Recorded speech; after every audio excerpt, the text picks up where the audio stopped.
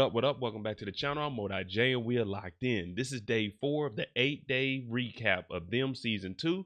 And this episode is called Happy Birthday, Sweet Boy. Now the description says, Don discovers a shocking family secret.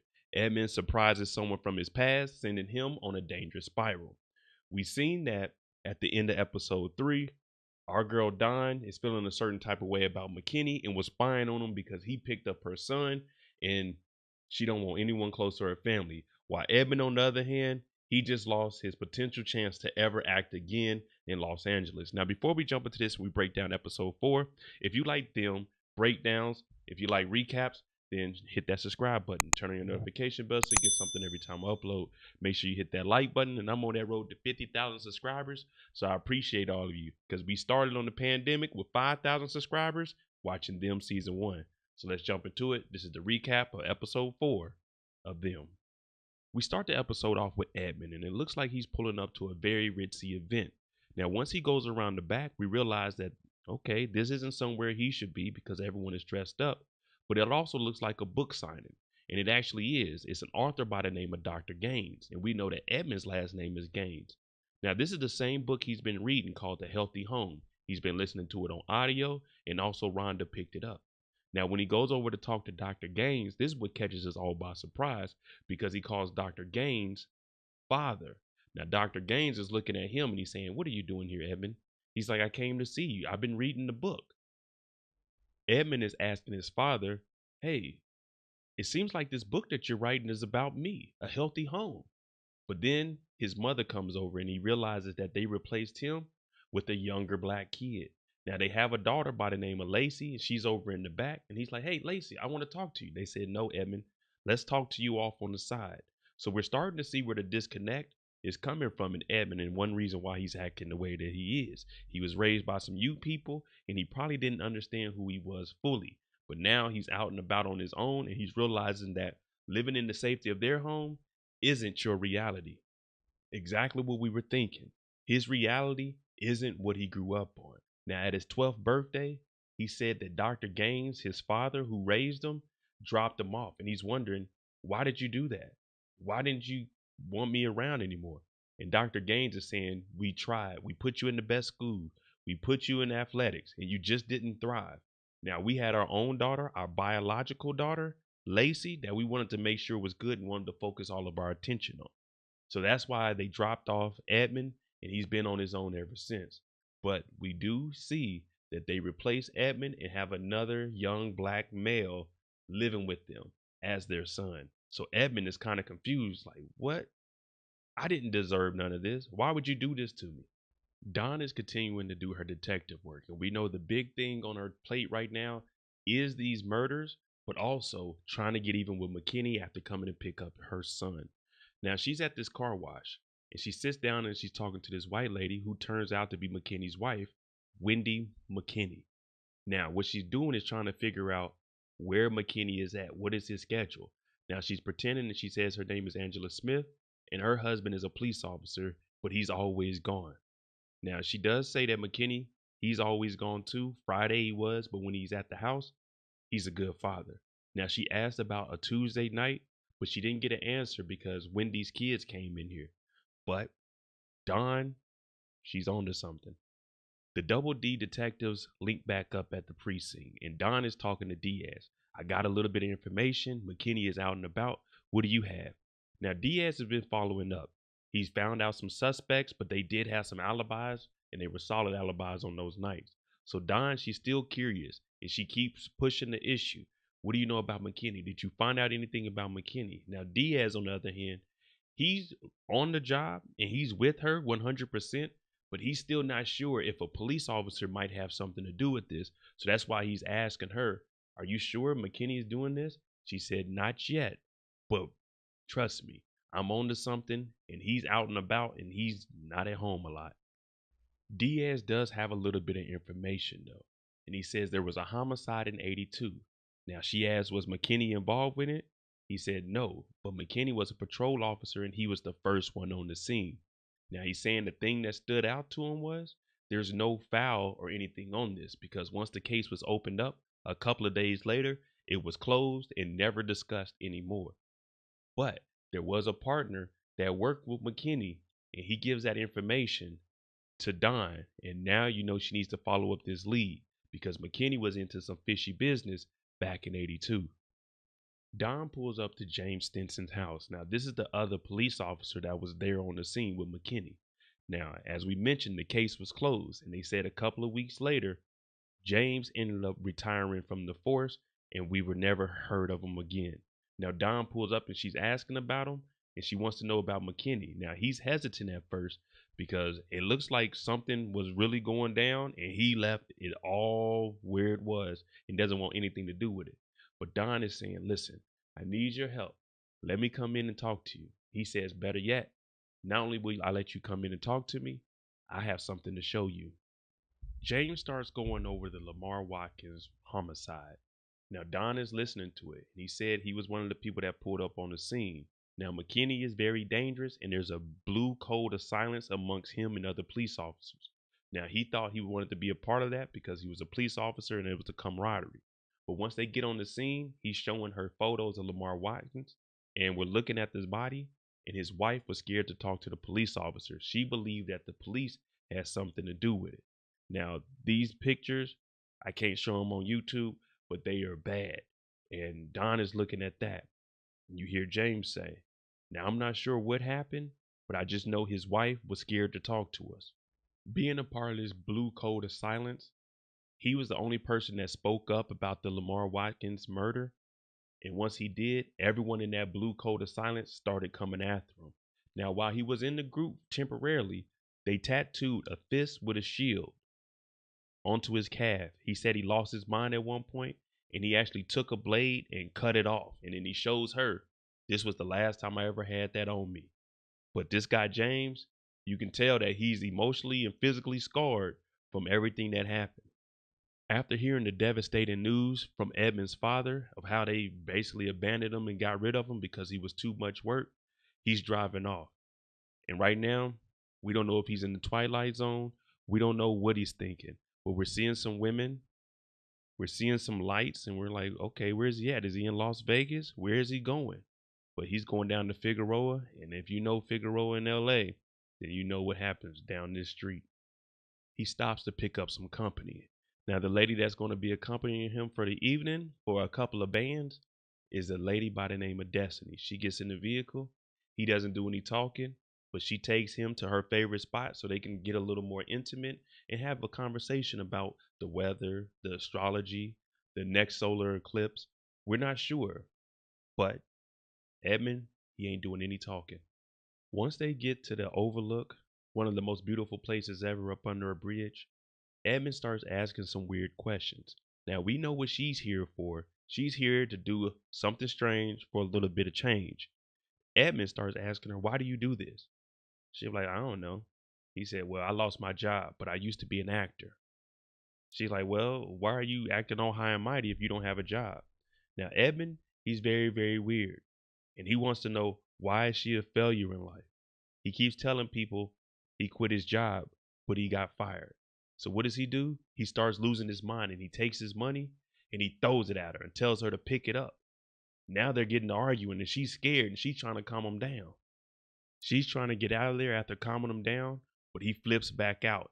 And now she's yelling and screaming, trying to get out because he locked the door. He threw her against the door.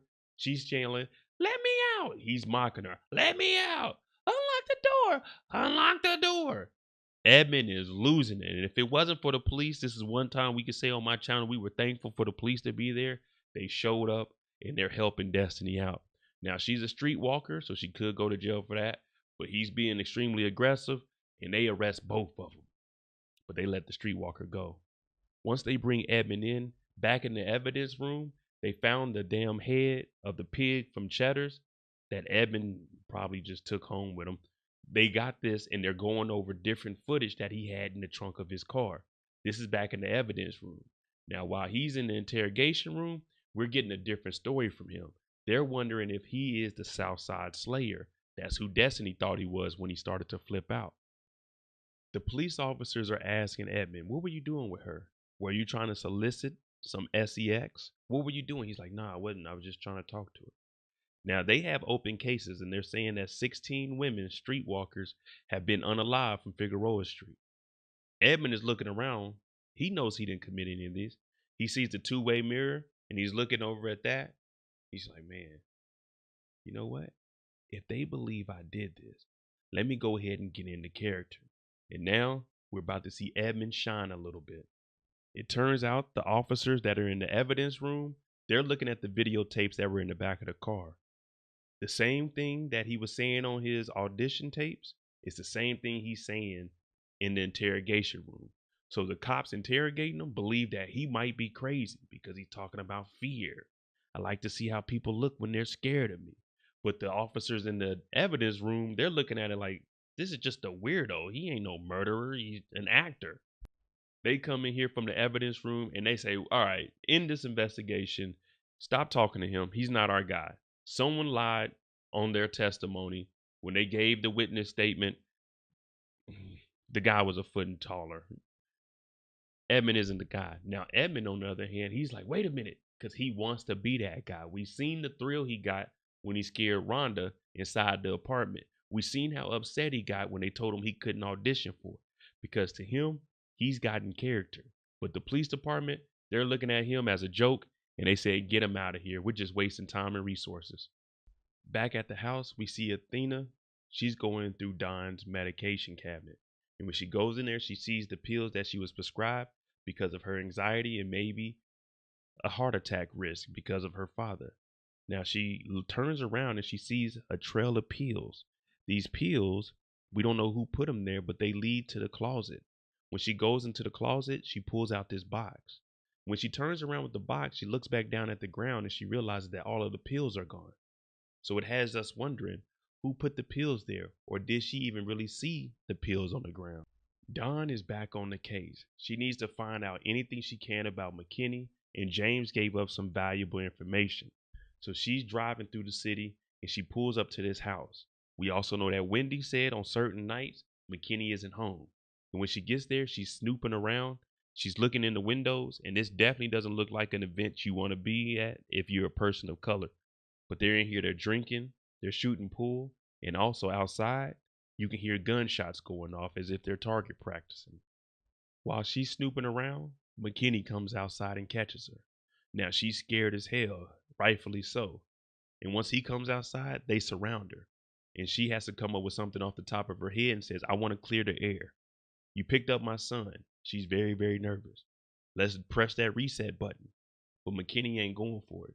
He's saying, so you followed me out here when you could talk to me at any time during the daytime. He said, that's not how this is going to happen. He tells Don straight up, you're no longer going to follow me around. You're going to stay away from me. You're not going to bring up any of this. Or you're basically putting your family in danger. Now you can hear the rest of the people in the organization saying, ooh, let us get her. Let us get her. We don't know what they mean by that, but this is someplace you don't want to stick around. Luckily, nothing happens, but now everyone on the force knows to be on the lookout for Don. But for Don, this is giving her some reason to really look more into McKenna. Last episode was the man with the red hair. We don't know if it's McKenna. Maybe it's somebody else in the organization. At this point, we have no idea. But this is all that's going on in Don's mind at the moment that she's leaving, while that heart rate is elevated. At this point in life, everything that Edmund has been living for, working towards, he feels like it's a complete failure. Well, he ends up breaking into a house through a window. He's taking all of the silverware out of the drawers. He's taking all the plates down, opening up the refrigerator, eating all of the cereal, laying in the bed, and then he does the unthinkable and goes in the restroom and does the number 2, but doesn't flush the toilet. And from here, we're starting to wonder whose house is this, because he starts to go over to the cassettes in the old film reels and watching Halloween of '78. The young kid on here is saying it's his birthday. He's turning 6 years old, and this is young Donovan. Donovan was the cameraman that worked at the studio where he was auditioning that was cool with Rhonda. Now he's watching this, and we're thinking, why would he be in here breaking into Donovan's house? If you remember, he was a little upset that Donovan went out to go to drinks with Rhonda, and that's when he got into character the first night at the apartment. But since they called the police and kicked him out of that audition, he's broken into his house, and left something in that toilet, and now he has video footage of Donovan as a child. Athena goes in the room and grabs the box, but after she sees the pills disappear later on in the evening, she hears bath water running. She goes down the hallway, and when she goes in there, she sees Don sitting in the bathtub, and she's thinking, I didn't hear you come in. What are you doing? Now, Don sits here and she turns around very slowly, kind of scary. She looks at Athena and says, You've been lying to me. She's like, Lying to you about what? She's like, What's in the box? So now it has us looking at Don. Is this the real Don, or is Athena seeing things? Is the supernatural powers within the house now? We also know that something went wrong when Kevin came home. So now it has us all wondering, is Athena seeing things? And when she looks away because Kelvin calls her, she looks back, Don is gone. After breaking into Donovan's apartment and doing what he did, watching the footage, he waits outside. Then he attacks Donovan, takes him down, starts punching him, and Donovan's like, wait a minute, Edmund, is this you? You don't have to do this, man. You don't have to do this.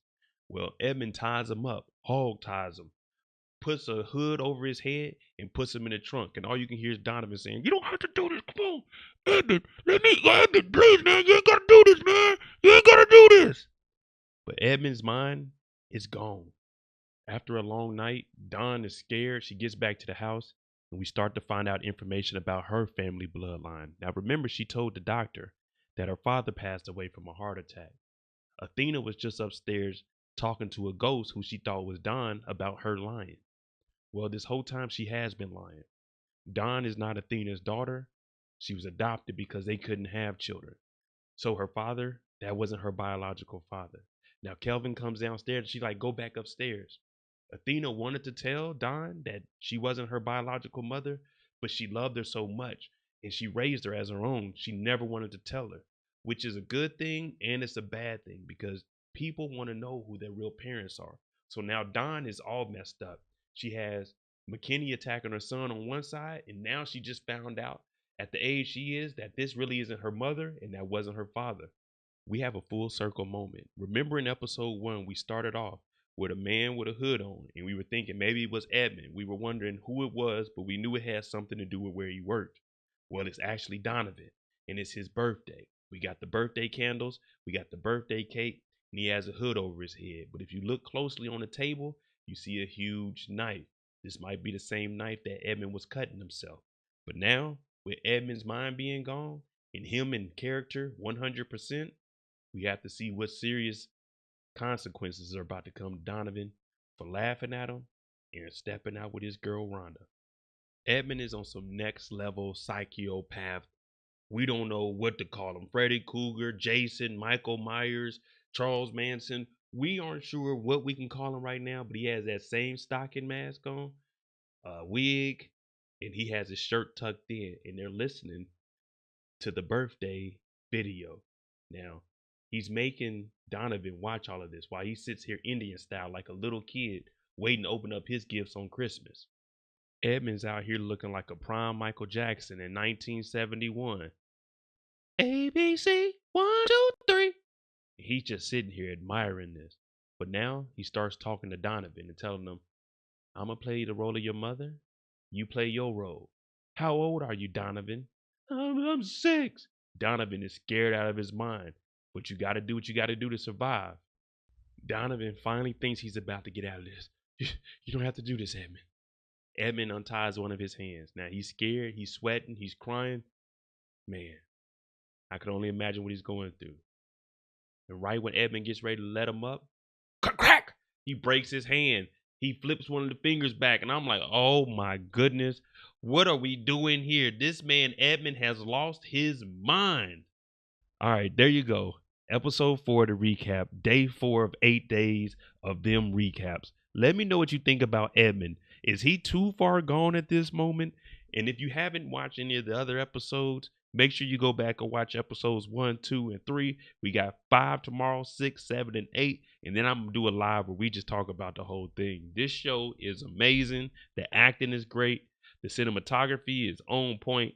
I'm loving what we're watching here. Let me know what you think. Let's get the comments started down below. Is Edmund too far gone? And is Don ever going to get over being adopted? My name is Modi J. I'm on that road to 50,000 subscribers. So if you like them, you like these recaps, hit that like button, hit that subscribe button. Thanks for watching. I'm out.